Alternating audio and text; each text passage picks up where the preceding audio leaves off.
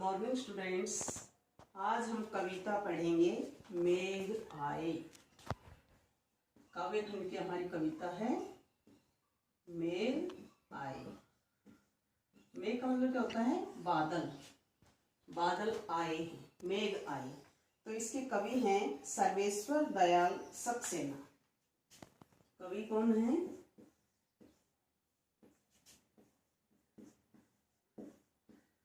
सर्वेश्वर दयाल सक्सेना।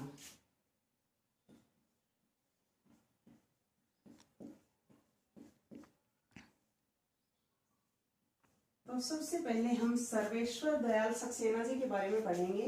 तो इसमें क्या बताया है? मेघ आए कविता में सर्वेश्वर दयाल सक्सेना का जन्म कहाँ हुआ? उत्तर प्रदेश के बस्ती जिले में सन 1927 में हुआ। कब हुआ? 1927 ईस्वी में, 1927 में हुआ। उन्होंने इलाहाबाद विश्वविद्यालय से उच्च शिक्षा ग्रहण की।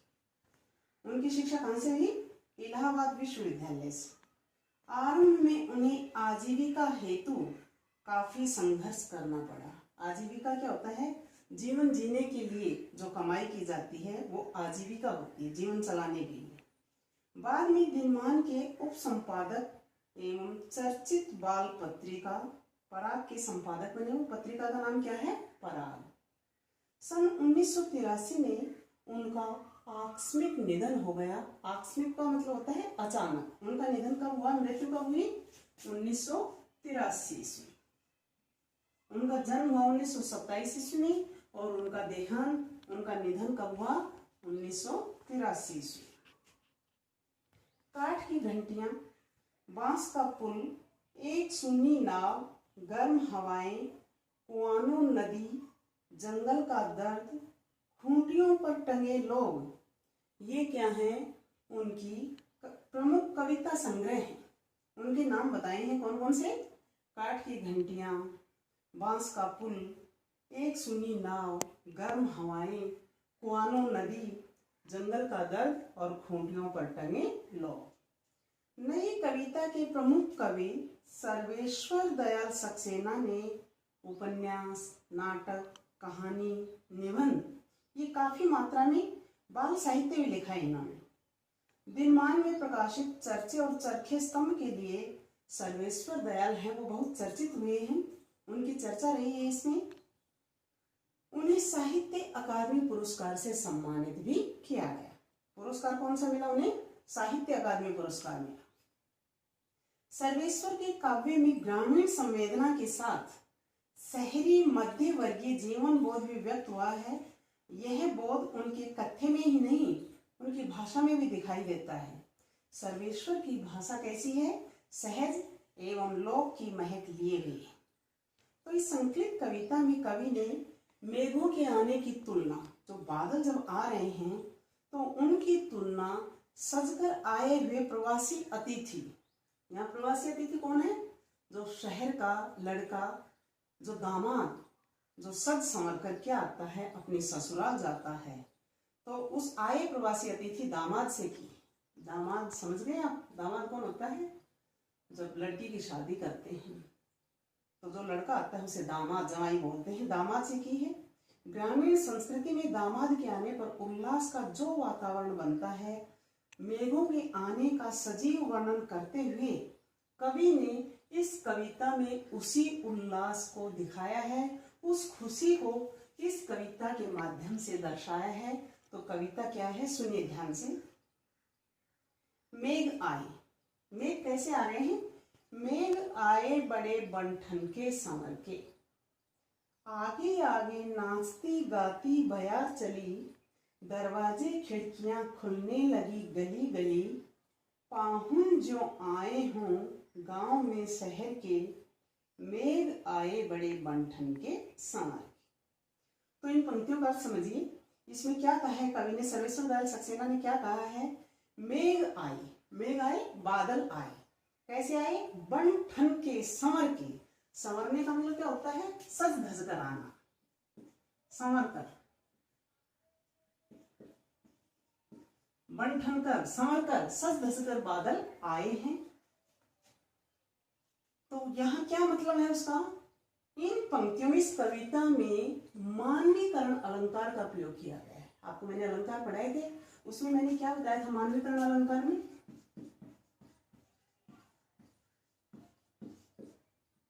मानवीकरण अलंकार में मैंने बताया था आपको कि प्रकृति का मनुष्य के साथ जो इसमें संबंध दर्शाया जाता है, वहां पर मानवीकरण अलंकार होता है। तो इसमें एक तरफ तो बादल आ रहे हैं, मेघ आ रहे हैं, दूसरी तरफ क्या है, जैसे कोई शहरी लड़का है, वो गांव में सज संवर कर अपने ससुराल आया है, दामाद है, तो उसके आने पर लोग कितने खुश होते हैं। उसी तरह से बादलों को देखकर लोग प्रसन्नता से प्रसन्न हो उठते हैं। तो उसका वर्णन है इसमें। मेघ आए बड़े बंठन के संवर के, बादल कैसे आए हैं? बड़े ही सज धज कर संवर कर आए। आगे आगे नाचती गाती बयार चली। बयार, बयार का मतलब क्या होता है? बयार का अर्थ होता है हवा। आप देखते होंगे बादल आते हैं, तो जैसे बादल आते हैं वर्षा करने के लिए, तो उससे पहले क्या होता है, हवा चलने लग जाती है। तो क्या हुआ, आगे आगे नाचती गाती बयार चली। ऐसा लग रहा है कि उन बादलों का संदेशा लेकर वो क्या कर रही है, हवा बहुत ही खुशी से नाचती गाती हुई उसके आगे आगे चल रही है। दरवाजे खिड़कियां खुलने लगी गली गली। जब बादल आते हैं, हवा चलती है, तो घर के दरवाजे खिड़कियां हवा से खुलने लगते हैं, हिलने डुलने लग जाते हैं। पाहुन जो आए हों गांव में शहर। इस पंक्ति को देखिए, और पूरी कविता में मानवीकरण अलंकार है, लेकिन इस पंक्ति में क्या आया है, पाहुन जो आए हों गांव में शहर के। इसमें इस पंक्ति में कौन सा अलंकार है? उत्प्रेक्षा अलंकार। कौन सा अलंकार है? उत्प्रेक्षा। पाहुन जो आए हों, उपमे में उपमान की क्या है, संभावना है। जो शब्द जहां आ रहा है, मानो, मनहूं, जानो, जनहूं, ज्यों, ये शब्द जहां भी आते हैं वहां उत्प्रेक्षा अलंकार होता है। तो इसमें क्या कहा है, पाहुन जो आए हों गांव में शहर की। पाहुन वही मेहमान, दामाद, पाहुना। तो पाहुन कि जिस तरह से वो मेहमान दामाद आया हो, किस तरह से, बहुत ही सज संवर कर। वो शहरी लड़का है और वो गांव में बड़े ही सज धज कर संवर कर आ रहा है। तो मेघ आए बड़े बंठन के संवर।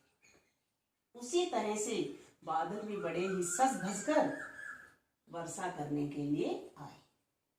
नेक्स्ट, पेड़ झुक झांकने लगे गर्दन उचकाए, आंधी चली धूल भागी घाघरा उठाए, बाकी चितवन उठा नदी छिटकी घूंघट सरके, मेघ आए बड़े बंठन के संवर के। अब जब बादल आ रहे हैं तो क्या कहा, पेड़ झुक झांकने लगे गर्दन उचकाए। जब हवा चलती है तो हवा से क्या करता है, पेड़ पौधे भी झुकने लगते हैं, कभी इधर हिलते हैं कभी इधर। तो ऐसा लग रहा है कि जब दामाद गांव में आ रहा है तो लोग खुशी से उसको देखने के लिए अपनी गर्दन को ऊंचा कर करके उसे देख रहे हैं। आंधी चली धूल भागी घाघरा उठाई। और हवा चलती तो आंधी धूल उड़ती है, तो वो धूल आगे आगे धूल उड़ रही है। तो ऐसा लग रही है कि जैसे घाघरा, घाघरा क्या होता है कि युवती के पहनने का, ऊपर से लेकर नीचे तक पहनने का वस्त्र होता है, उसे बोलते हैं घाघरा। तो जिस तरह से वो अपना वस्त्र उठाकर आगे आगे जोर से दौड़ रही है, भाग रही है। बाकी चितवन उठा, बाकी तिरछी, चितवन दृष्टि से, तो बाकी चितवन उठा नदी छिटकी घूंघट सरके।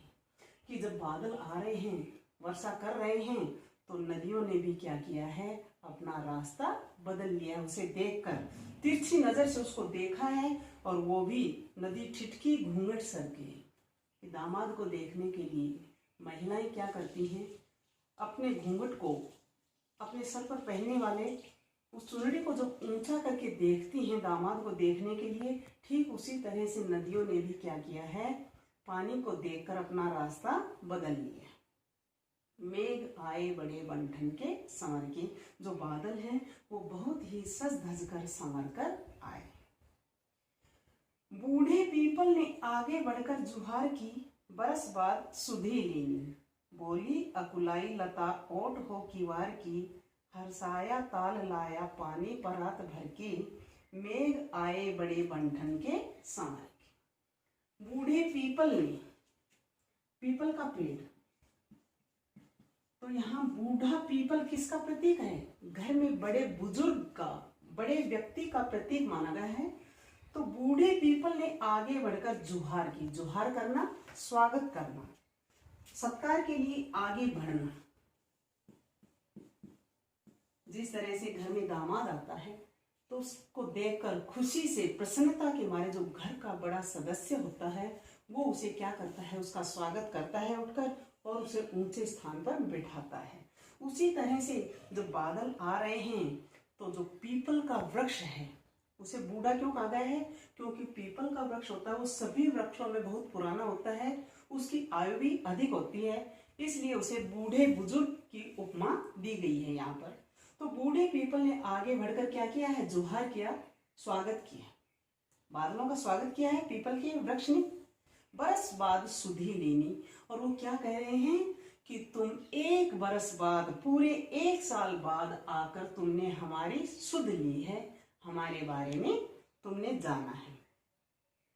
उनको क्या था कि बादल पता नहीं बरसेंगे या नहीं बरसेंगे, तो बादल जो आए हैं वो पूरे एक साल के बाद आए। बोली अकुलाई लता ओट हो किवार की, हरसाया तार लाया पानी परात भर की। यहाँ पर लता, लता का मतलब क्या है? लता होती है बेल। तो यहाँ पर लता किसका प्रतीक है? प्रतीकात्मक अर्थ क्या है? नायिका का। बोली अकुलाई, वो व्यथित हुई, दुखी हुई, लता ओट हो किवार की, वो खिड़की के पीछे से, दरवाजे के पीछे से छुपकर जो प्रियतमा है वो अपने प्रियतम को देखती है और वो उसे उल्हाना देती है कि तुम बहुत दिनों बाद आए हो, तुम्हें मेरी याद बहुत दिनों बाद आई। वो उल्हाना देती है उसे। उसी तरह से क्या है कि लोगों को क्या था? भ्रम था कि बादल नहीं आएंगे, लेकिन वो पूरे एक साल के बाद आए। तो बोली अकुलाई लता ओट हो किवार की, वो भी व्यथित है, वो अपनी व्यथा उसे बताती है, शर्माती हुई वो उसे खिड़की दरवाजे के पीछे से देखती है। हर्षाया ताल लाया पानी परात भर के, हर्षाया प्रसन्न मन से खुश होकर, जब बादल आते हैं, वर्षा होती है तो ताल तलैया, तालाब वगैरह सब पानी से भर जाते हैं, भर उठते हैं, प्रसन्नता का माहौल हो जाता है। तो उसी तरह से जब अतिथि घर में आता है तो उसके स्वागत के लिए, उसके पैर धोने के लिए एक बड़े बर्तन में पानी लाया जाता है। मेघ आए बड़े बंधन के संवर के, जो बादल आए हैं वो बहुत ही सज संवर कर पूरे एक साल के बाद आए। क्षितिज अटारी गहराई दामिनी दम की, क्षमा करो गांठ खुल गई अब भरम की, बांध टूटा झरझर मिलन के अश्रु ढर के, मेघ आए बड़े बंधन के संवर। मैंने पहले भी आपको बताया था, बुक का नाम ही है हमारा क्षितिज। क्षितिज का अर्थ क्या बताया था? क्षितिज अटारी गहराई दामिनी दम। क्षितिज का अर्थ मैंने बताया था दृष्टि सीमा। क्या होता है? दृष्टि सीमा कि एक ऐसा स्थान जहां पर धरती और आसमान मिलते हुए प्रतीत होते हैं, उसे क्षितिज बोलते हैं। तो क्या कह रहे हैं? क्षितिज अटारी गहराई दामिनी दम की। जब बादल आते हैं तो आकाश में, आसमान में क्या होता है? बिजली चमकती हुई दिखाई देती है। दामिनी बिजली, दम की चमक रही। क्षितिज जहां पर हमारी दृष्टि सीमा है, वहां पर ऊंचे स्थान पर, ऊंचे आकाश में क्या होता है? बिजली चमकने लगती है। तो जब दामाद गांव में आता है तो ऊंचे स्थानों पर चढ़कर लोग उसे देखने के लिए व्याकुल हो जाते हैं, प्रसन्नता से देखने के लिए दौड़ पड़ते हैं। क्षमा करो गांठ खुल गई अब भरम की। और वो क्या कह रहे हैं लोग कि क्षमा करो, हमें क्या था? भ्रम था, एक वहम था, भ्रम था, भ्रम संदेह था, हमें डाउट था कि आप पता नहीं बरसोगे या नहीं बरसोगे, लेकिन आज हमारा ये भ्रम टूट गया है, दूर हो गया है कि आप बरस गए हो। तो वो प्रियतमा क्या कहती है कि मुझे संदेह था कि पता नहीं तुम लौट कर आओगे या नहीं आओगे, लेकिन तुम आज आ गए। बांध टूटा झरझर मिलन के अश्रु ढर के, मेघ आए बड़े बंठन के संग। अब क्या कहें कि जब बादल आते हैं, वर्षा होती है, तो उस बरसात के पानी से बांध भी टूट जाते हैं। तो इसी तरह से जब प्रियतमा और प्रियतम का आपस में मिलन होता है, तो उनकी आंखों से खुशी के आंसू जो हैं वो छलक उठते हैं। आंसू भी दो तरह के होते हैं, एक दुख में आते हैं, एक खुशी में आते हैं। तो जब प्रियतमा अपने प्रियतम से मिलती है, क्योंकि उसे भ्रम था, संदेह था कि पता नहीं मेरे प्रियतम आएंगे या नहीं आएंगे, पता नहीं उन्हें मेरी सुध बुध है या नहीं है, लेकिन आज वो आ गए हैं पूरे 1 साल के बाद। तो जब दोनों का मिलन होता है तो खुशी के आंसू उनकी आंखों से छलक उठते हैं। दूसरी तरफ क्या है कि जब बादल आए हैं तो वर्षा के पानी से क्या हुआ है, बांध भी टूट गए हैं और उनसे पानी बहने लगा है। मेघ आए बड़े बंठन के संवर के, जो बादल आए हैं वो बड़े ही सज धज कर संवर कर आए हैं। तो इस कविता में, पूरी कविता में मानवीकरण अलंकार का प्रयोग किया गया है कि यहाँ पर मेघ बादल जो आ रहे हैं उसका किससे किया गया है कि जो दामाद आता है गांव में सज धज कर आ रहा है। तो मेघ बादल वहां पर क्या है कि शहरी लड़का है, वो सज धज कर गांव में संवर कर आया है, दामाद से किया गया है। फिर यहाँ पर लता है, लता का किससे किया गया है कि वो प्रियतमा अपने प्रियतम को देखने के लिए, नायक और नायिका के मिलन का यहाँ पर वर्णन किया गया है कि वो लता कैसे देखती है उसको, किवाड़ की ओट से छिपकर उसे देखती है। क्योंकि औरतें पहले क्या करती थी, वो अपने मायके में जब रहती थी और उनका पति उन्हें लेने आता था तो वो सामने नहीं आती थी, शर्माती थी, वो चुपके से उन्हें देखती थी और उन्हें उलाहना भी देती है। इसमें वो क्या कहती है कि तुम बहुत दिनों बाद आए। फिर इसमें बूढ़ा पीपल किसका प्रतीकात्मक अर्थ है, घर के बड़े बुजुर्ग का, कि जिस तरह से जब अतिथि घर में आता है तो घर का बड़ा सदस्य जो होता है, बुजुर्ग होता है, वो सबसे पहले उठकर उसका स्वागत करने के लिए आगे बढ़ता है और उसे ऊंचे स्थान पर बिठाता है घर के अंदर। तो बूढ़े पीपल ने, यहाँ पर बूढ़ा पीपल किसका प्रतीक है, घर के बड़े बुजुर्ग का, बड़े सदस्य का प्रतीक है। फिर यहाँ पर ताल लाया, पानी परात भर के, यहाँ पर तालाब किसका प्रतीक बताया यहाँ पर कि जब मेहमान आता है तो उसके पैर धोने के लिए बड़े बर्तन के अंदर पानी लाया जा रहा है। तो इस तरह से इस पूरी कविता के अंदर मानवीकरण अलंकार का प्रयोग किया गया है। एक पंक्ति है जो पाहुन जो आए हों गांव में शहर के, इसमें क्या है, उत्प्रेक्षा अलंकार का प्रयोग किया गया है। तो इस वीडियो को आप देखते हुए कठिन शब्दों के अर्थ आप इनको याद करेंगे और प्रश्नों के उत्तर भी आप कर लेंगे इनको आसानी से। अगर आप इस वीडियो को बहुत ही ध्यान से सुनना होगा, आपको इसको सुनते हुए आप सभी प्रश्नों के उत्तर लिख लेंगे और शब्दार्थ आप हमेशा याद करते रहें। धन्यवाद।